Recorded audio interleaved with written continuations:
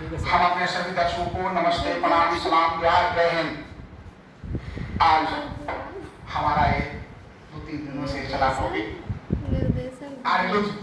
आदर्शवाद आज समाप्ति की ओर है और आगे हम नेशनलिज्म, ह्यूमैनिज्म आदर्श के बारे में बताएंगे और आइडियलिज्म आज फिनिश है। तो देखें लास्ट में आइडियलिज्म एंड टीचिंग मेथड्स, यानी आदर्शवाद और शिक्षा पद्धति। क्या है आदर्शवाद और शिक्षा पद्धति? देखिए, आदर्शवाद और शिक्षा पद्धति में क्या आता है? पहले प्रश्नोत्तरी विधि। हम आज जो पढ़ाई कर रहे हैं तो पढ़ाई करने के बाद हम कुछ प्रश्नों को देंगे और उसका उत्तर आपको देना पड़ेगा। जब उसमें सक्सेस होंगे तब माना जाएगा कि आपने आदर्श पढ़ाई की है। सक्सेस नहीं होते हैं तो आपकी शिक्षा पद्धति जो है आदर्शवाद की, वो सही नहीं है। आगे उसके बाद क्या है? संवाद विधि। संवाद मतलब क्या है? जैसे हम लोग ग्रुप में डिस्कस, आप लोग बैठ के पढ़ते हैं ना, क्लास में बैठ के आप लोग पढ़ते हैं, ये क्या हो गया? Group discussion. संवाद विधि हम आपको बता रहे हैं, आप हमको बता रहे हैं। कई ऐसा नॉलेज है जो मुझे नहीं है, आपके पास है, आपके पास है, मुझे पास नहीं है।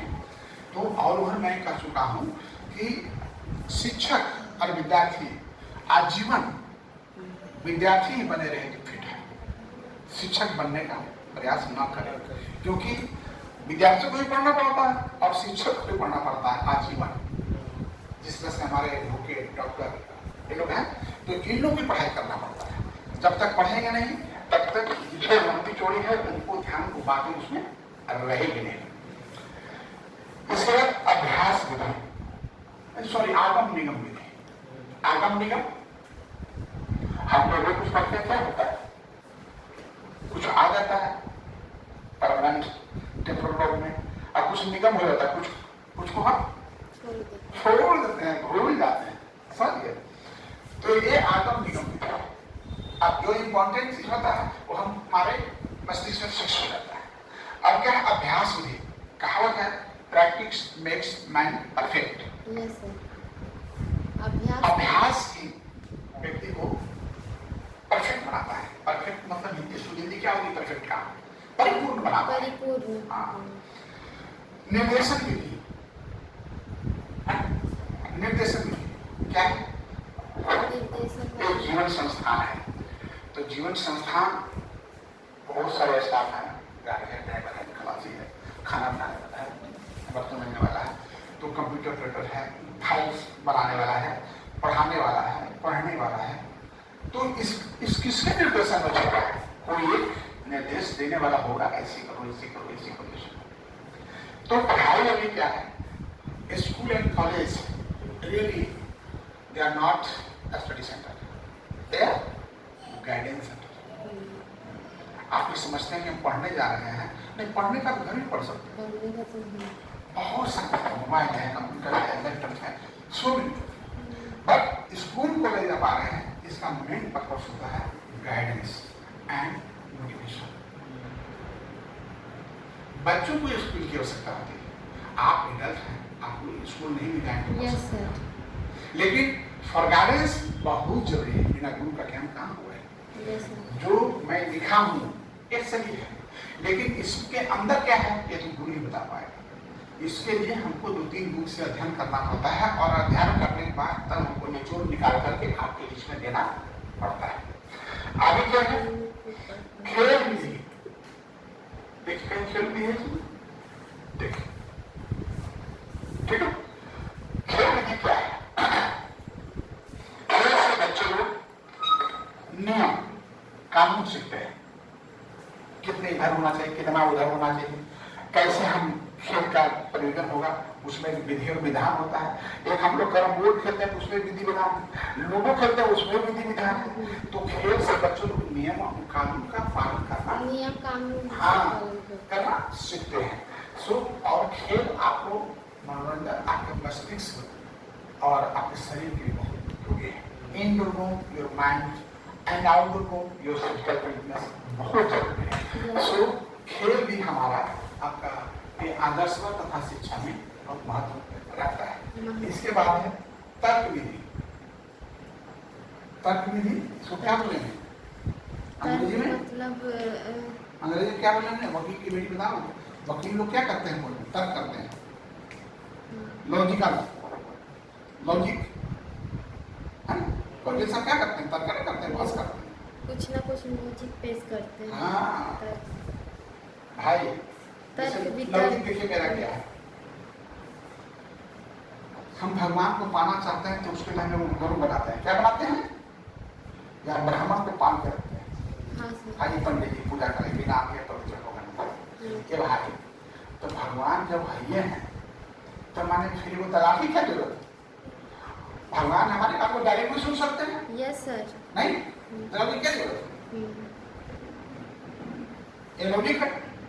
लेकिन ये लॉजिक किसी को कहिएगा मारेगा नहीं। जाइए गाँव देहात में करिए तो बड़ा का बड़ा किया है, एक विद्वान को बन किया है। तो ये लौकिक है कि भाई भगवान अगर हैं और भगवान हैं तो हमारे कर्मों का फल हमारे कर्म को देंगे। हम पूजा करें या ना करें। और जब पूजा करना है तो हम स्वयं क्यों भगवान हमारी डायरेक्ट हमारी पूजा को क्यों नहीं स्वीकार करते हैं? करते हैं। तो फिर दलाल की क्या जरूरत है? ब्रह्म वीडियो सुनेगा तो जितना उठा देगा। This is logic is that. तो हमारा आदर्शवाद में आदर्शवाद तथा शिक्षा पति में लॉजिक बहुत जरूरी है। सरल से जटिल की ओर जब हम बच्चों को सिखाते हैं, छोटे बच्चों को पढ़ाते हैं तो क्या करते हैं हम लोग? पहले सरल आसान जो जल्दी से सीख जाए। हम लोग यही कर रहे हैं। तो कोई चीज सीखना हुआ तो सीखने के लिए सबसे पहले हम सरल मोड से जाएंगे तरीका से, way of normal, then high and high, high and high. तो आपको उतनी परेशानियां नहीं होंगी। अगर एक बार हाई में चले जाएंगे, हमारे क्लास में और इंग्लिश में भागना शुरू कर दिया, 1 घंटा क्लास लेकर के निकल गए तो आपको समझ में आएगा कि सर क्या बोले और क्या नहीं बोले आएगा, और हम चले जाएंगे, मेरा क्लास खत्म। हमारा भी पूरा हो गया, हम पैसा कमा लिए, लेकिन आपका ज्ञान प्राप्ति नहीं हो सकता। तो क्या है? सरल से जटिल की ओर हमको ऐसा बनना है कि हमारी बात को आप अच्छी तरह से समझ सकें। अगर हमारी पढ़ाई को आप नहीं समझे, it means I am not great lecture. हमारी बात को आप समझिए, हमारी पढ़ाई को समझिए, it means I am right person for that teacher. हम पढ़ाने के बहुत राइट पर्सन हैं। हम अपने ज्ञान को खूब बढ़ोतरी देने के लिए खूब हम कह दें जब खूब अच्छा पढ़ा दिया और चल दिया, ऐसा नहीं हो सकता। आप समझे तो अच्छा पढ़ाएं, आप नहीं समझे तो अच्छा नहीं पढ़ाएं। और शिक्षक लाख अरबपति हो, खरबपति हो, लेकिन उसका देश बड़ा साधारण होना चाहिए। क्यों साधारण होना चाहिए? क्योंकि टीचर इज ए मॉडल, और टीचर का मॉडलिंग लोग विद्यार्थी करना शुरू करते हैं। तो आप खूब टिकटॉक पर रखिएगा तो विद्यार्थी आप और से तो यंग है और टिकटॉक करना पसंद करें। परेशानी क्या होगा? वो अपने कपड़े लेकर परेशान है, लेकिन जितना जरूरत है उतना तो टिकटॉक करना है। जरूरत से ज्यादा टेंटिंग पेंटिंग भी क्या होता है, वो भाषा में ज्यादा खराब हो जाता है। एक बार किसका तो फोटो में फेसबुक में देखा और नाम था, देखा नहीं है लेकिन लगता है वही। कौन सा? ध्यान नहीं आ रहा है। तो फिर वो राखी जो हमारे आती है वो क्या है? सदा वो ब्यूटिशियन का कोर्स की हुई। अच्छा। तो बोलते नहीं सर ये कला है, वो क्या होता है ब्यूटिशियन कुछ होता है, पेंटिंग। हमें चलो हमारे तो पेंटिंग समझ में नहीं आता है। वो जो ब्यूटी कहते हो ना, हम लोग कहते हैं श्रृंगार के लिए भी बड़ा मुश्किल है। कोई समझ नहीं पेंटिंग को संवारा जाता है। खूबसूरती जानते हो किसमें? आपकी कला में खूबसूरती, चेहरे में खूबसूरती थोड़ा। अरे ईश्वर जो बना के भेज दिया उसको कैसे तुम तोड़ो? उस पर बहस मत करो। ईश्वर जो बना के भेज दिया उसकी रखो। हाँ, कपड़ा साधारण भी उसमें साफ रखो। जो सूरत भगवान ने बना के भेज दिया उसी में कुछ और करने का, डालने का प्रयास करो। ऊपर से चमकाने का प्रयास नहीं। जो भगवान बना के भेजा ना उसके अंदर कुछ डालने का प्रयास, ऊपर में कुछ डालने का प्रयास, ऊपर जैसे से रहने दो तो मत हो गई। लेकिन शायद सही बात है। आगे जो है वाद विवाद, वाद विवाद प्रतियोगिता होता है ना, हाँ, जैसे क्या बोलते हैं अंताक्षरी, हाँ, हम लोग अंताक्षरी खेलते थे।